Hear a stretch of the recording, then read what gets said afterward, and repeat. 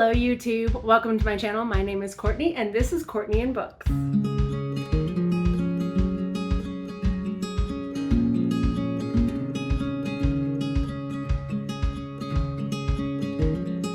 feel like it's been a while, but that's kind of only because my last video was a vlog for the event that I did a couple of weeks ago.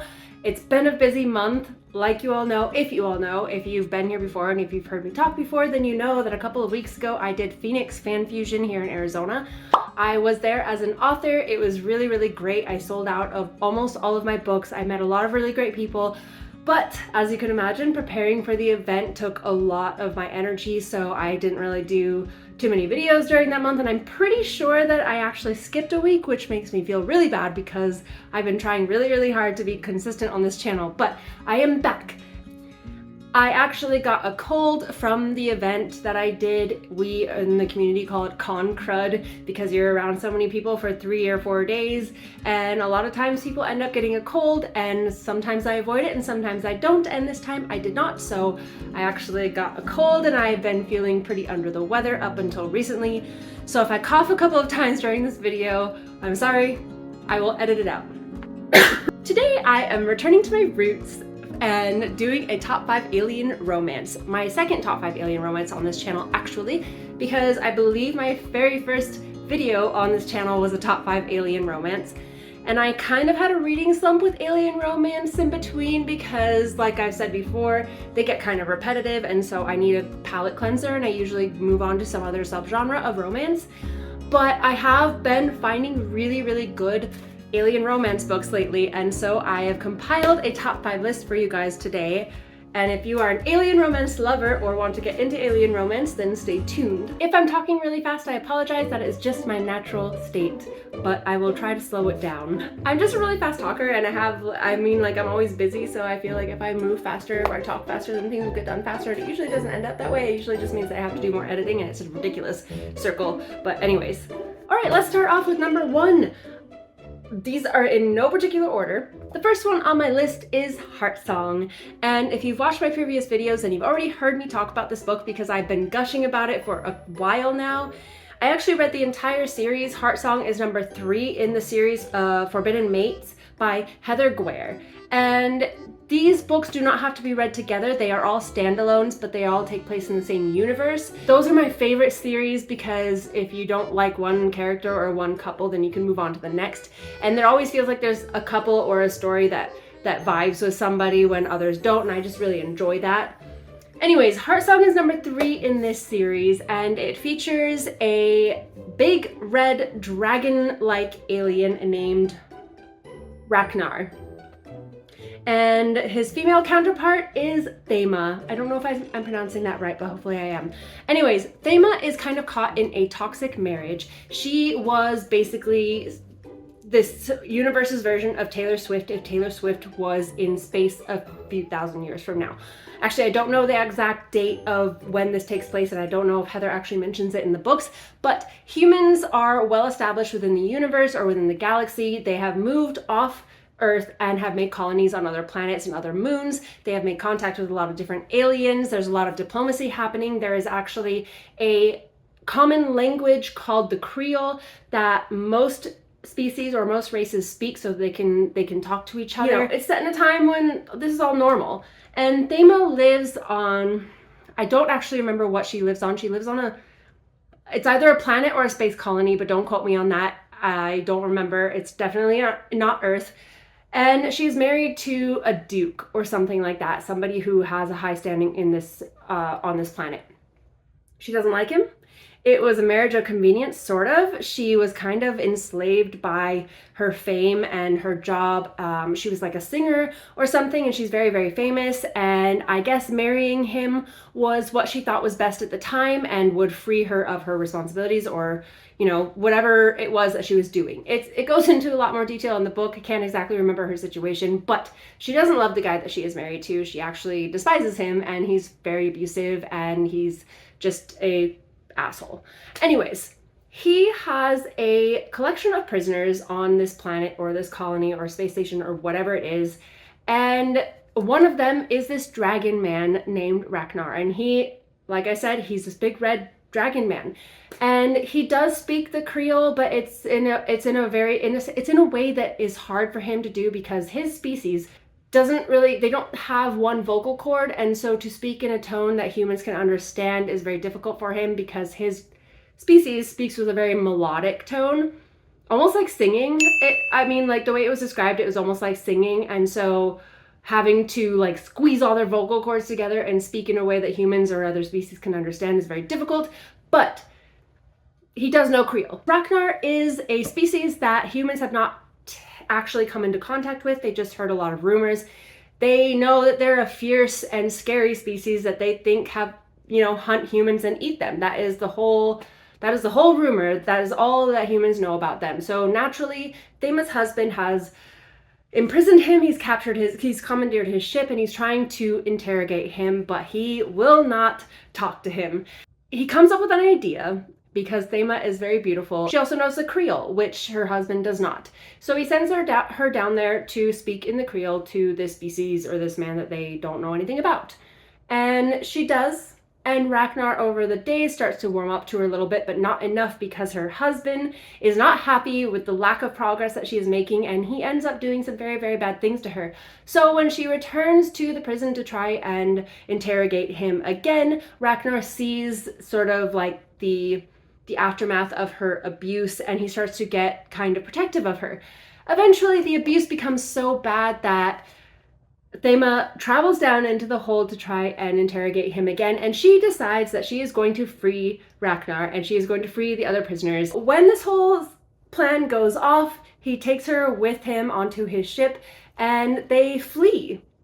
And then the ship crashes on a planet and they are forced to survive for a few days together. And during those few days, they get to know each other. Turns out Ragnar actually has a betrothed back where he came from. So he is actually engaged to somebody else, somebody who has a high standing in his society. And in his culture, there is something that they do that sort of finalizes a mate bond, and there are a few different steps to that. I can't exactly remember what the steps are, but I know that one of the steps was fulfilled on accident between Thema and him during their escape, and it was like an exchange of blood or something like that, something very simple, something very accidental because she was injured. And so it sort of starts this mate bond, and so it creates this like really, really severe sexual tension between them as they are trying to survive together on this planet. And he kind of is very transparent about it, and so they both try to resist each other, and he also tells her that he has somebody that he is betrothed to and that they can't be together, and it just wouldn't make sense.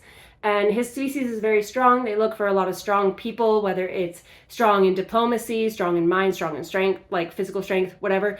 And so obviously being mate bonded to a human is something that's very taboo.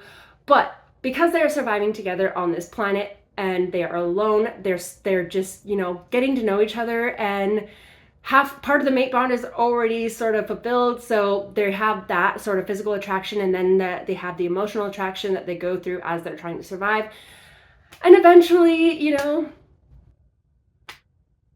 it's a romance. I don't want to say exactly what happens, but, things happen. That was a really, really long-winded explanation of a book that I truly love. So moving on to one that I don't remember that well, is Warrior Prince by Michelle M. Pello, and it is number 4 in the Dragon Lord series. This is another series that does not have to be read in order, does not have to even be read together. They are all individual books. They all have to do with individual characters. Characters cross over from story to story, but they don't have to be read together again, like I said. So if you don't know anything about these books, each book is usually a different couple, and it is sort of a fated mate situation. But on this planet, which I can't remember the name, it's like Kurlixen or something like that. But anyways, on this planet, it is full of dragon shifters, and most of them are men because the radiation from their sun prevents women from really being born into the society, so their supply of women is very, very small. Something on this planet is worth mining for humans, and so these Kurlixen lords, or these dragon lords on this planet, have made sort of a deal with humans or Earth, and humans are mining whatever this special material is, and in exchange they send women, willing women, over to this planet for these men who don't have mates to basically pair up with. So it's a mail order bride program. In Warrior Prince, you have Zoran, who is a guard or a general or something of the King's Guard or something. He is a warrior. He's big, he's buff, he's very commanding, and he's used to being in charge. And there is a fated mate aspect of it, like I said, because each of these men has some sort of a necklace with a crystal on it that will kind of glow when their fated mate is near. So they have what is called like a bride ceremony, and all these women kind of line up. They have this ceremony where they all meet each other, and when their crystal glows, then they choose that person for their bride, and they have this entire thing where they get to know each other physically and then mentally and then emotionally, and then they get married. Anyways, Pia is terribly, terribly scarred. So you have a little bit of an ugly duckling syndrome. I can't remember why she is all scarred up, but she is all scarred up. The mail order bride program offers to fix her up and to give her a full cosmetic redo, or cosmetic, like, what is it called? Makeover. And she basically gets an entirely new face, and she turns out to be extremely beautiful after all of this. And in exchange for getting all of this surgery done, she offers herself up as a mail order bride. She doesn't really know what she's getting into. It's kind of a common theme in the series of books that these women volunteer themselves but don't really know what they're getting into, and then it ends up that things don't work out as these dragon men intended, and they have to kind of fight for their relationship, which is kind of the fun part of these books. Anyways, Pia gets paired up with Zoran, who is very used to being in control. And when they get paired up, there's a lot of tension between them. Again, I haven't read this book in like 6 years, so I don't exactly remember everything that happens, but I just know that their relationship is really, really adorable. And again, the ugly duckling syndrome is something that comes into play quite a lot in this book, and I just love that.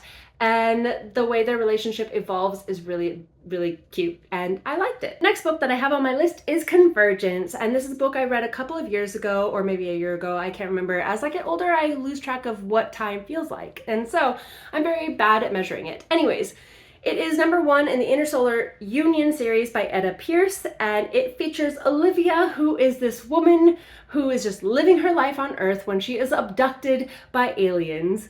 And this alien is Commander Adiron. He has captured her because there is some sort of a freighter or like a resort ship or something that has been commandeered by other aliens because they want to enslave all the humans that are on board. This is not allowed. Adiron knows it, and the reason he captured Olivia, I can't remember names, I just don't, my brain does like blocks out names. Anyways, he captures Olivia, and he wants her basically to teach him how to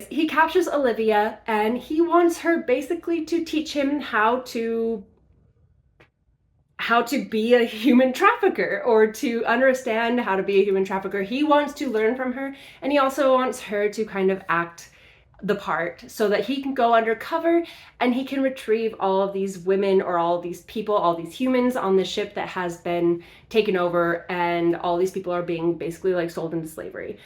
So basically she lives on this ship with him, and her entire purpose is to teach him about humans and to teach him how to interact with humans. And that includes what brings humans pleasure and what brings his species pleasure. So they learn a lot about each other physically and emotionally. And as you would imagine, over time, this becomes something more. I thought it was really cute.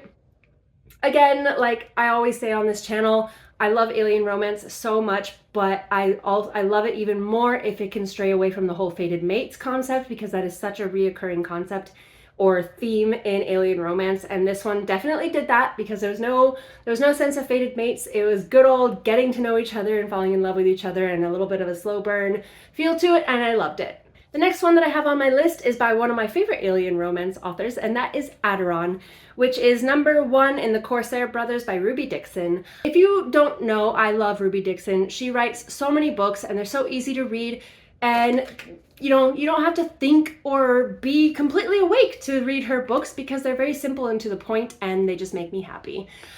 Adiron is basically a space pirate, and he has his other space pirate brothers traveling with him, and they end up finding this sort of ship that's just drifting in space, and they board it.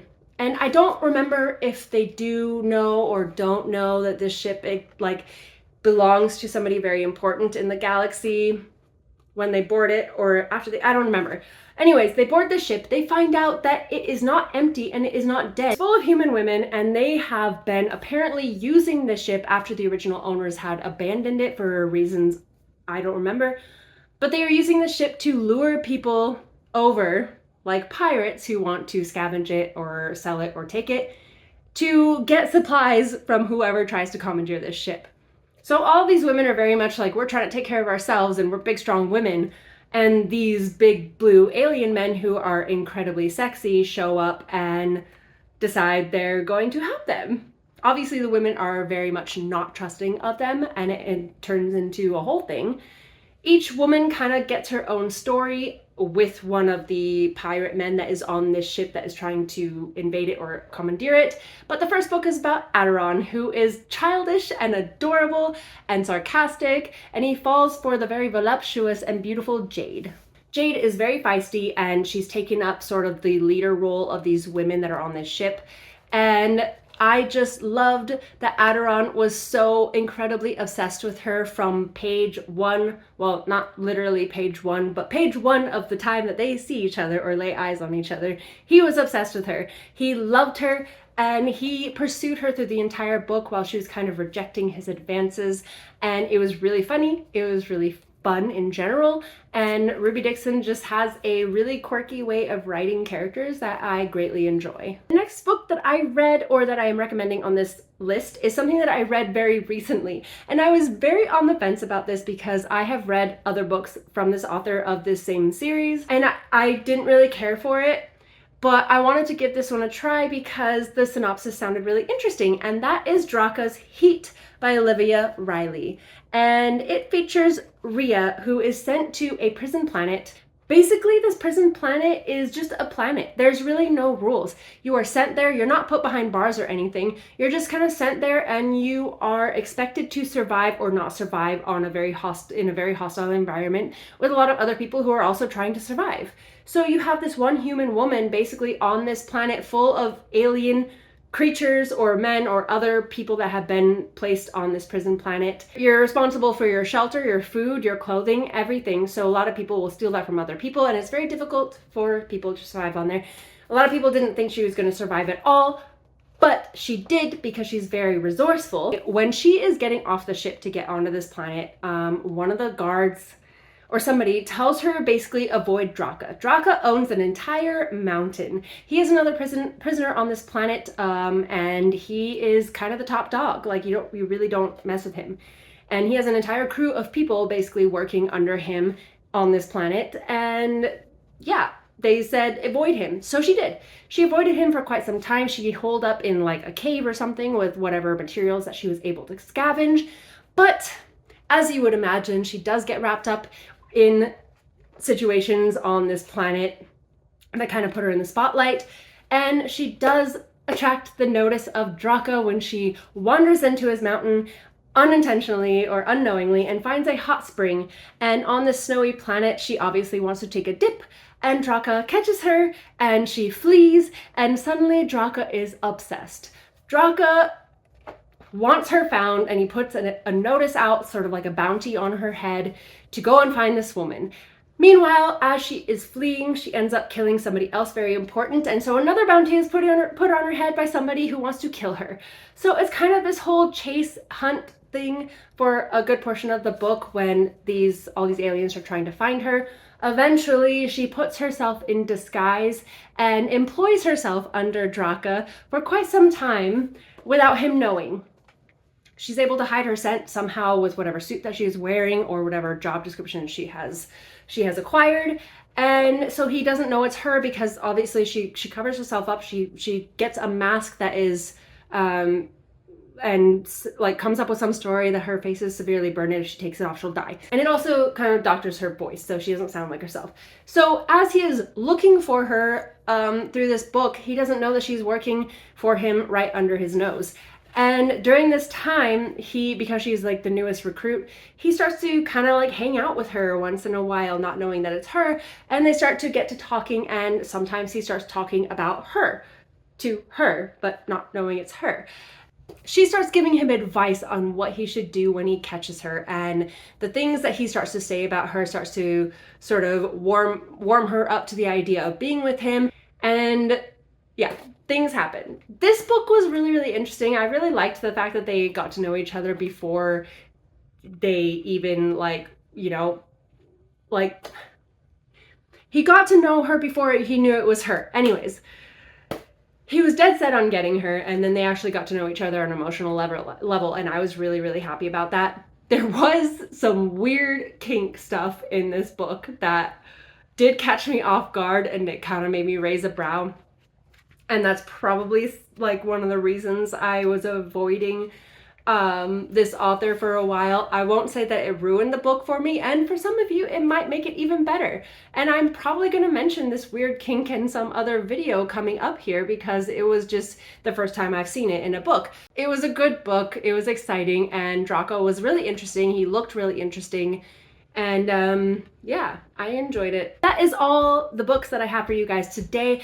The other reason that I wanted to do a top 5 alien romance book recommendations was because my new book, number 3 in the Surge series, which is called Crash Landing, is coming out very, very soon. So I would really appreciate it if you guys wanted to check that out. If you are readers of alien romance, they are on Kindle Unlimited, and I really hope you guys will pick it up. It's really exciting. And there's more information about that on my Instagram, and even more information on all of my books if you subscribe to my mailing list. I am an indie author, so every page you read and every review you leave helps me out greatly. I am really trying to make this a living, so anything that you can do helps, and I really appreciate it. That is all I have for you guys today. I really hope you enjoyed this video. Let me know if you have any thoughts on the books I've mentioned, or any alien romance books that you want to recommend. Put them in the comments. Like this video, share this video, and I am trying to make it to 600 subscribers, and unlike everything I try to do myself, I cannot do this without you guys. So subscribe to the channel, hit that bell for notifications if you enjoyed this video, and I will see you all in the next one. Happy reading! Bye!